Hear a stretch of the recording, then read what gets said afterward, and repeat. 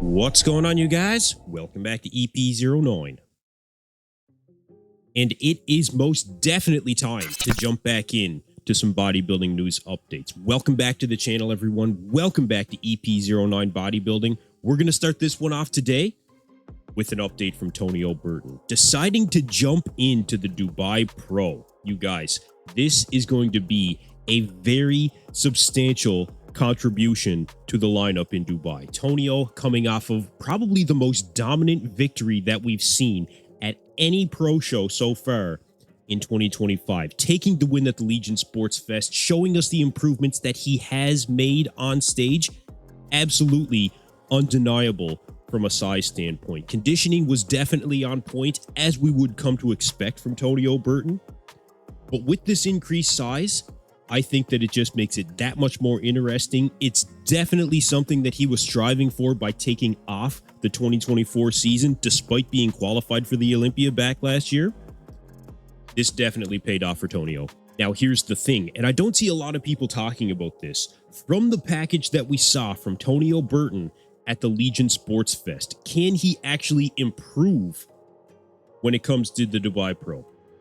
And I actually think that he can. I think that Tonio can bring a little bit more fullness in his physique overall while still maintaining that conditioning, because you got to think about it. This is his first show of 2025 with that increased size. So Tonio, still working with his coach, Justin Jacoby, most definitely learned a lot when it came to doing the Legion Sports Fest and can definitely tweak things to make improvements when he comes in to the Dubai Pro. Look at the conditioning factor that Tonio has posted at just about 9 days out of the show. You can see the Christmas tree still very prominent when it comes to Tonio's back shots. The level of detail, the round muscle bellies, these are the calling cards of Tonio Burton, ladies and gentlemen. And you know, I don't often like the conversation of Tonio being the next Dexter Jackson. It's a compliment, don't get me wrong. But Tonio really is his own animal altogether. Although I do agree that he does have a similar ability as Dexter Jackson to really stand next to guys that pack more muscle on stage, but are not nearly as well put together as Tonio is. And for other competitors that we know will be at the Dubai Pro, we've got guys like Nexzilla, Rubiel Mosquera, supposedly. Nathan Diasha jumping into the show, William Bonac also jumping into that show, and of course, the returning champion, Behrooz Tabani. We'll talk about Behrooz a little bit later in this video. You got to ask the question, what is it going to look like when Tonio stand next to guys like this? When it comes to this caliber of competitor, you know, although the Legion, I think, was a pretty competitive lineup, let's be honest, Tonio was the only top-tier bodybuilder really that came to that show. So I think, again, when you look at the lineup coming up, Nexzilla packs way more muscle than Tonio, way more muscle than almost anybody that you'll see on a pro stage. Will Tonio's overall aesthetics, lines, flow, will all of these things be enough to defeat a guy like Nexzilla? Even consider Nathan Diasha, you know, packs a lot of muscle, doesn't really have the aesthetics that Tonio has, you know, I would say without question, doesn't have the aesthetics that Tonio has, but does have a bit more muscle on his frame. William Bonac, same idea. Without question, William is not the aesthetic bodybuilder that Tonio Burton is. So is it possible for Tonio to defeat guys like this? I think it is definitely possible for Tonio to jump past these guys. But then you look at a guy like Behrooz Tabani. You know, he has that waistline. He has that taper. He has the round muscle bellies. He brings the conditioning, you know, and he has that size factor. So that comparison between Tonio and Behrooz is one that I am especially really looking forward to. I think when it comes right down to it, the Legion Sports Fest was just too easy for Tonio, you know? I think he wants to go up against some tougher guys. I do think that he wants that $100,000 paycheck, of course, but regardless of the motivation, this is an insane addition to the Dubai Pro. It makes it that much more exciting.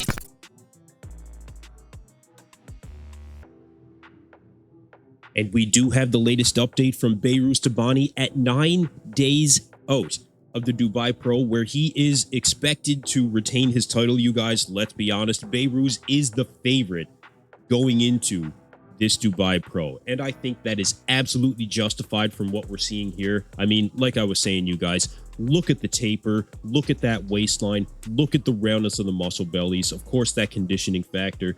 This guy really is on a completely other level when it comes to standing on that stage. Behrooz is insane. And especially considering all the things that this guy has gone through in the past few years, you know, winning pro shows, not being able to make it to the Olympia. He continues to persist at the highest level of bodybuilding in the IFBB Pro League, all on the hope that he could get to the Olympia stage, knowing full well that it's probably unlikely it's going to happen.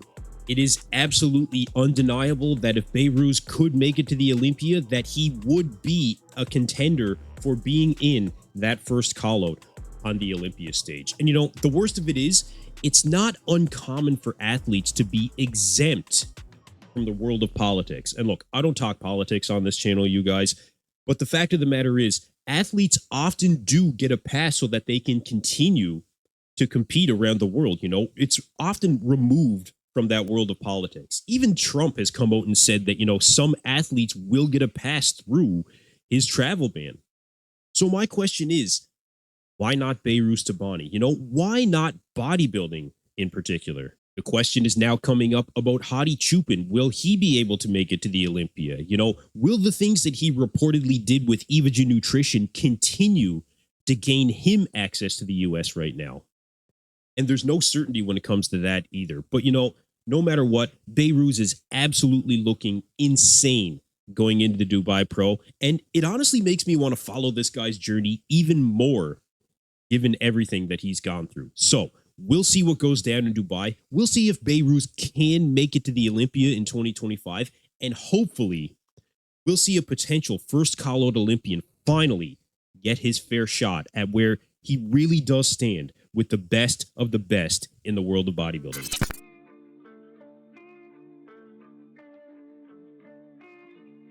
And we have an update from Quint Beastwood, currently sitting at 7 weeks out of the Tampa Pro, where we are seeing a new and improved version of Quint Beastwood. There is no denying that, you guys. The size factor, we are definitely seeing an increased size factor from Quint Beastwood. I think that overall, he just looks bigger pretty much everywhere. You know, the quads from the front were always something that I thought really needed to come up in size, and it looks like he's done that pretty well. The conditioning factor for 7 weeks out, I think that maybe we've seen other bodybuilders a little bit tighter at this point, especially from the back. You know, I would like to see a little bit more detail in the hamstrings, a little bit more detail in the glute at this point, but he's still got 7 weeks to go, and I do think that he's pretty much on track here for 7 weeks out. Now, we do know that he'll be going up against some competitors such as Morgan McDonald, confirmed for the Tampa Pro, Justin Shire making his return at the Tampa Pro. We've got Beef Stew, Justin Savoy, Canadian bodybuilder. I've been on the Canadian Beef podcast with him a number of times. And Patrick Moore jumping into the Tampa and the Texas as well. We'll talk about Patrick again in just a minute. But when it comes to Quint Beastwood, he completely changed his attitude toward bodybuilding. After the whole fiasco with Matt Jansen and that whole thing, I'm sure you guys remember that whole situation. This is a new, improved version of Quint Beastwood, like I said, in more ways than one. Changed his physique, changed his attitude toward bodybuilding. And what's really impressive for me is that he really did his own thing, and it's really paid off. That's one thing that you don't see a lot of bodybuilders do these days. This is the era of coaching, you know? Although I do think that guys like Quint Beastwood are maybe paving a new path for competitors to really make sure that they're mindful of themselves, you know? That's one thing that Quint Beastwood, I think, attributes to much of his success when it comes to his renewed physique in particular. You guys, you have to listen to your own self when it comes to bodybuilding. It is undeniable that blindly following the advice of a coach can be detrimental to your physique. So I really like how Quint Beastwood has done his own thing, and it's really paid off for him. And the big question going into Tampa for Quint Beastwood, of course, is will we finally see him reach his full potential and make it to the Olympia stage? Going up against guys, like I said, Morgan McDonald, who is looking absolutely massive right now. Justin Shire, who has been on that Olympia stage, you know, I would say he's a front runner going into that Tampa Pro. Beef Stew, again, another guy that is looking improved, so going to be very difficult to get past a guy like that too. this is going to be a very competitive show coming up in Tampa. And, that's just a few guys that we know of right now. Patrick Moore, again, coming up as well. But I think given what we're seeing here, if we see that razor sharp conditioning and he can hold on to that size when it comes to having that pop on stage, it's a definite possibility that this version of Quint Beastwood could come in and win the Tampa Pro and finally make it to the Olympia. When this guy stands next to other guys on stage, he just towers over top of guys. He really is that tall. But you throw in a guy like Morgan McDonald, who also has that height and also has that size, it can make it very interesting. But Quint Beastwood, of course, being much more aesthetic than Morgan McDonald. Morgan is a mass monster, and make no mistake, that does carry a lot of weight on stage, pun intended. But regardless, I think that this is going to be a very, very exciting Tampa Pro coming up. Quint Beastwood, I think, is definitely in the running to take home that win and finally make it to the Olympia. You guys let me know what you think about that in the comments below. Let me know what you think about this version of Quint Beastwood. And let me know what you think about the fact that he really did his own thing to be able to get to this point where, like I said, so many competitors rely on a coach just blindly following a plan and it not necessarily paying off. So let me know what you think about this version of Quint Beastwood, and do you think that he can carry himself into a victory at the Tampa Pro?